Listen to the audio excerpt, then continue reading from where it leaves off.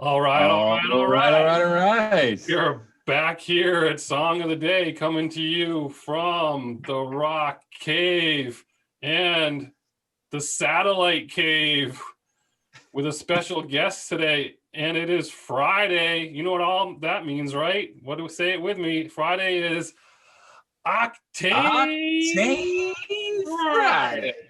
Right. And we are just looking forward today big time. My special guest is Mr. Paul Chabot. Welcome to the show, Thank you Paul. so much for having me, sir. Hey, it's my honor. It's fun to have a guest on here. People are getting tired after 300 plus episodes of just hearing me babble on about music. So I get to bring someone else on here and chat a little bit. So I'm excited, and again, thank you for joining me. And I can't believe you found all the same posters that I have and managed to put them up on your wall the same way. It was really tough. I went to a lot of stores. I went to Music Outlet and did the best that I could. It took me all day. You did a bang up job there. It looks awesome. All right. So who's Paul Chabot, right? Paul, you and I have known each other for a long time. We decided almost 25 years we've known each other. It is crazy, a quarter century. Yeah, and it turns out we like the same kind of music, which is a godsend to our significant others, because we can go to a lot of shows that they would not go to, or we would drag them to. We would probably have dragged them early, but they would certainly say no from a certain point on.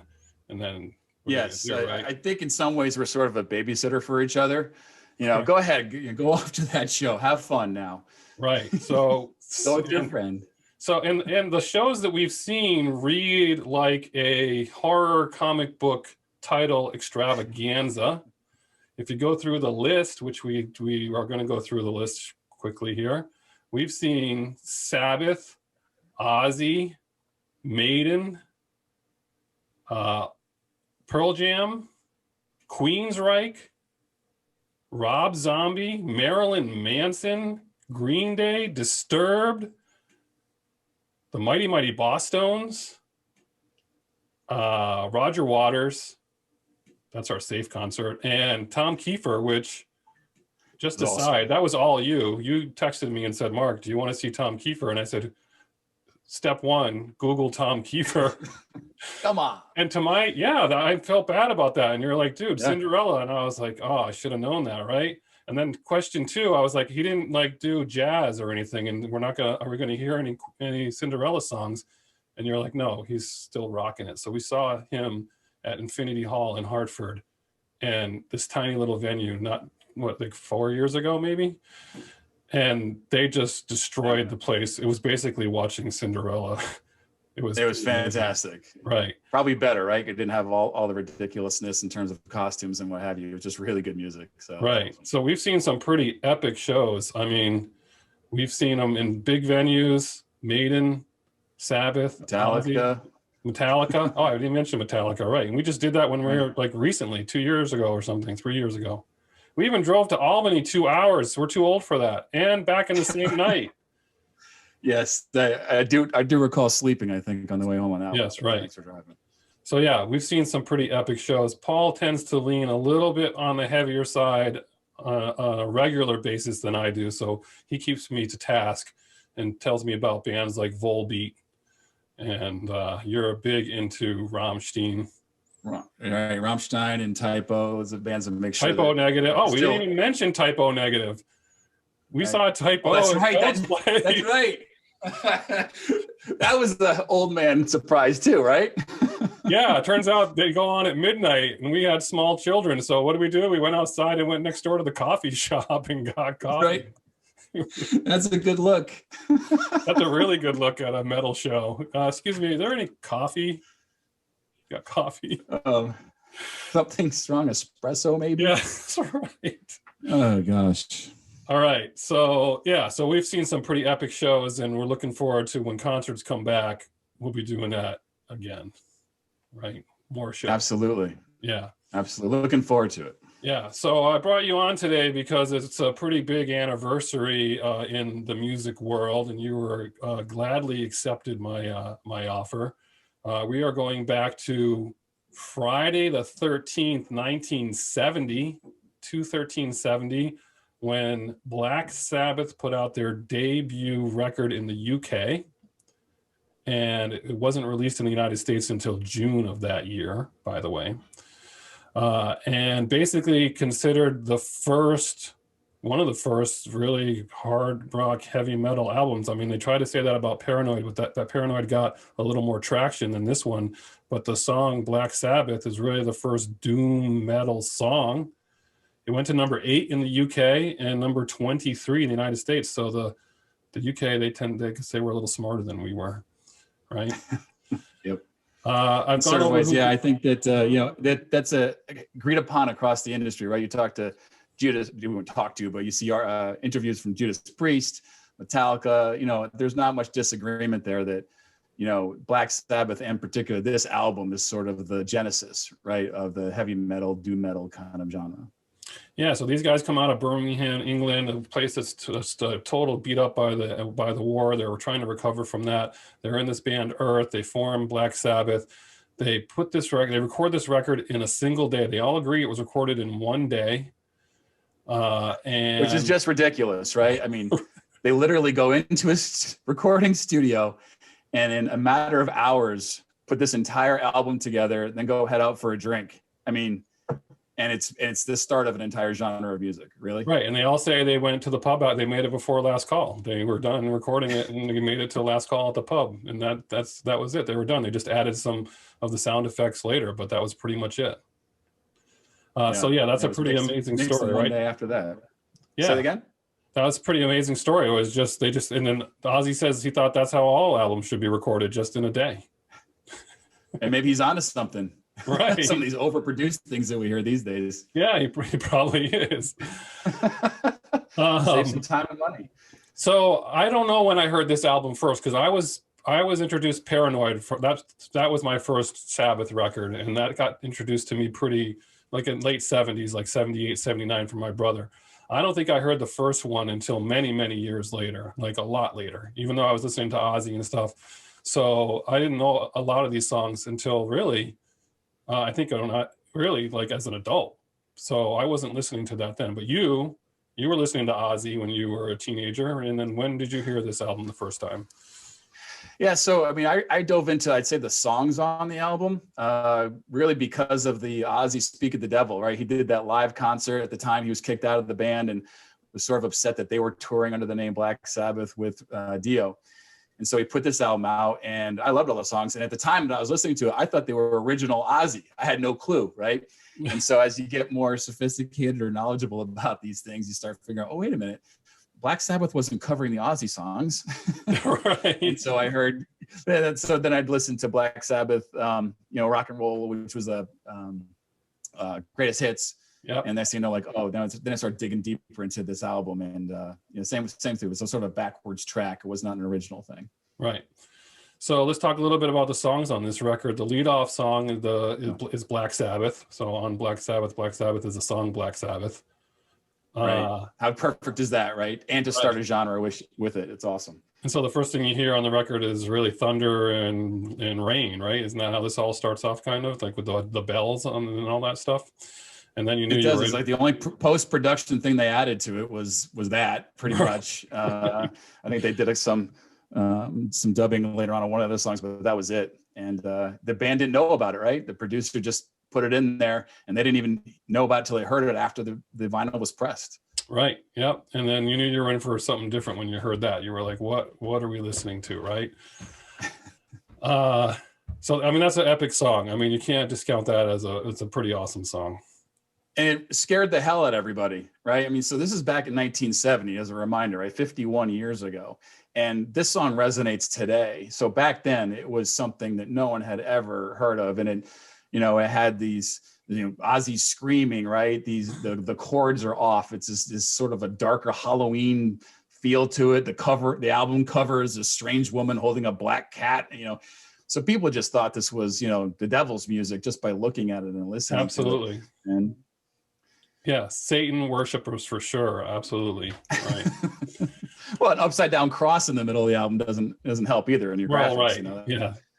But it turns out, I mean, we're going to talk about these songs. I'm not going to cut to the, I'm not going to cut to the surprise ending, but just to say, it turns out it's not even anything close to that. It's a blues record. We're going to talk about that in a second, but it's really just an electric blues record. The next song, The Wizard. So speaking of blues, Love it. Yep. Right. I mean, The Wizard is. It's fantastic. It's a fantastic song. One of my favorites. And, Ozzy playing the harmonica. Again, you think about Black Sabbath, the dark heavy metal band. It's the harmonica that was really nice on this. Right. Yeah, you're like, oh, I really dig. Oh yeah, Ozzy, and then right. Get your lighter going for the harmonica, right? Right. That's probably one of my favorite songs on the record. You got, and then you get like where they title the songs, and it's just a lot of slash, right? Like, Wasp, Behind the Wall Asleep, basically NIB, like, right? Right. Let's stick 4 songs together and make it 10 minutes long rather than having a couple hits on the album. Right. So NIB actually did break into a hit, right? To Volume 4. If you can call it. Did they repeat that on Volume 4, or was that on Volume 4? Was Volume 4 like a greatest hits or something? I can't remember. But anyway, yes, NIB was a hit. Yeah, it was. I mean, for their standards, certainly. But I think one of the things about it, and what I love about this band and the album, the bassist, he was originally a lead guitar player, right? And so when you listen to these songs, there's heavy guitars from Tony Iommi, absolutely the lead guitarist. But if you listen to the bassist, he plays like a lead guitarist. I mean, I got a little sample here. Hopefully you'll be able to hear that. But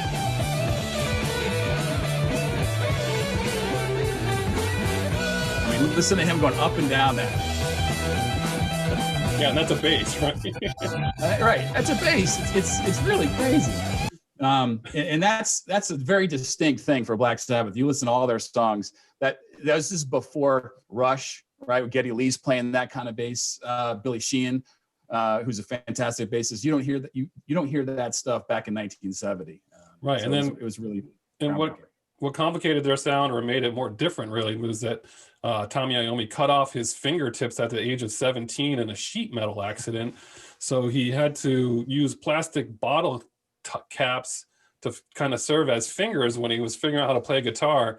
And he basically had to tune everything down, just to tune down in order to use his fingers, right? So that's where they get that lower, deeper, whatever that sound is of him playing that they had.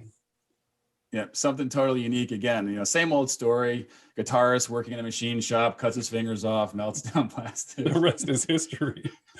Yeah, exactly. Yeah, which makes me wonder about one of the titles of these songs on here. But the next song is "Wicked World," and then there's some more. Yeah, which I was going to say real quick, "Wicked World." If anybody gets a chance to listen to this, it's a swing song. It starts with like literally swing drumming from the drummer, and it doesn't sound like the death doom metal that people think about with this album. Right, absolutely. It's something very different. And you're like, well, maybe these guys are, like you said, maybe they're a swing band. So next time, more hashes. You got A Bit of Finger, right? What? Like, come on, A Bit of Finger. He has a bit of a finger, right? I mean, what's going on there? I don't know. Maybe they saved it. Right. A Bit of Finger, Sleeping Village, and Warning. I don't think it's called The Warning on the US version, but I've seen it listed as Warning. The Warning in some places out there in the web, but it is just called Warning. And that Warning is just, probably my second favorite song on this record. Warning is really, really good, right? Yeah, Warning's excellent too, and same sort of thing. Just to listen to the bass riffs, the guitarist, and the drummer. Again, he's basically doing solos, every minute or so within the song, but they're not this separate solos. It's all part of the music. So 4 very distinct folks. When you think about Ozzy singing, coming together, and it absolutely works in 10 hours, and they record one of the greatest albums of history. Right. Right. I mean, some of these songs, it's like they come out. You think you're listening to heavy hard rock stuff that you've never heard before, and then all of a sudden it's just they slow it down, and you're like, wait, what's happening here? And it's like doon doon doon doon doon, and you're like, oh, it's over, right? Right. And then all of a sudden there's like a blues riff going on, and then he's singing a blues song, and then they kick it back up again at the end, and you're like, what just happened to me? You got hit with a brick, right? Like, I remember, I think I called you or texted you when I was revisiting this album several years ago, and I heard that, and I was like, what just happened? That was incredible. It's really incredible. Their for use 1970. Their use of change of tempo, like you said, it makes every song so much more interesting than something stamped out in 3.5 minutes, right? You get quite a bit of song out of each one of these, and it's great stuff. And they kept doing it for the next few albums. And I actually, you mentioned that we were going to do this, so I went and listened to a lot of the catalog, and even the newest album, 13, which was 2013. But same thing. I mean, it's just such a full depth sound from each one of those guys. Just fantastic stuff. Yeah, so this is a great record. I mean, if for you fans out there, if you haven't listened to this record lately, just sit down and just throw it in, listen to the whole thing, and just say to yourself, this was a debut record, and this was 1970, and this was basically a live demo that they recorded in a day and printed and sold. Right. Tell yourself all those things. And spawned potentially, right? Judas Priest, who was already around, but it's changed their sound, right? And spawned a lot of other, metal acts for years and years, decades, literally, to come. Yeah, right. It's incredible stuff. It's insane. So what are you going with for song of the day, Mark? Oh, well, so you know what? It would be easy to do Black Sabbath, but that's not my favorite song on the record. And I would have to go between Warning and The Wizard, but I think The Wizard edges it out. I think it is. Wizard is it. Yeah, I think that's it. Here's the best part, right? You're going to put a few songs in the comments there, right? The Wizard's only 4 minutes, so it's the one that people can probably hack with. Right. Yes. And it's not as heavy, right? You don't want to start your morning with Black Sabbath. That's a tough one. That's right. There's not enough espresso in the world to start with that if you're not used to that such a thing. And then Warning, of course. Warning's pretty long, I think. That's a fairly long song, I think. But anyway. Well, because it's got the other two in front of it, right? Yeah, so right. And you have to listen to it all. You have to do the whole thing. So, right. So, yeah, we're going to do The Wizard, which good. We agree is a great song of the day, right? Right, which also lyrically is all about Galf. What's Galf from the Tolkien series? Oh, Gandalf. Gandalf, thank you. Yes. I mean, that's what this is about, Gandalf, right. And so, it's interesting to kind of think about that too when you listen to this. Long before the movies, we didn't hear the Wizard in the movie series. Right. What's with Black Sabbath and Led Zeppelin obsessed with Lord of the Rings, right? Yeah. Right. I don't know. All I know is when I saw that book in school and the print was like this, I was like, pass. I need something a little shorter than that. Yeah, I did that for most books, Mark. Yeah, that's true. Well, there's no pictures in it. What? You want me to do a book report on this? What? So, yeah. All right. You did ask me right beforehand. You said, Mark, what's on the back of this jacket, right? Yeah. I mean, you see the front here and you grabbed something. I was like, I don't think I've seen the back before. All right. There. So nice little Van Halen you got going on. What's our Iron Maiden tramp stamp on the bottom there? What do you Nice. My Iron Maiden tramp stamp. Oh, bro. And some Guns N' Roses. All right, people were sick of us about 5 minutes ago. So yeah, I think it's time to wrap up. That's right. We're doing The Wizard, and it's Black Sabbath, and was Friday the 13th, 1970. Totally appropriate for Octane Friday. Special guest Paul Chabot. Thank you so much for joining me. I am honored, sir. Thank you for having me. Awesome on your. Yes, I am honored as well, sir. Yeah, and we'll do this again, and we'll even do it when people are back in person, right? That'll be even better. We'll start having gatherings. Fantastic. Get a whole bunch of people together. Maybe we'll have a gatherings while we're at it. Right. All right. Well, thanks so much, everyone out there. Have a great Friday. Looking forward to the weekend. Slow down Sunday this weekend. Exact opposite of today. We throw a little bit of everything at you. Paul, thanks again. You're gonna wrap it up with me as usual. We'll catch you on the flip side.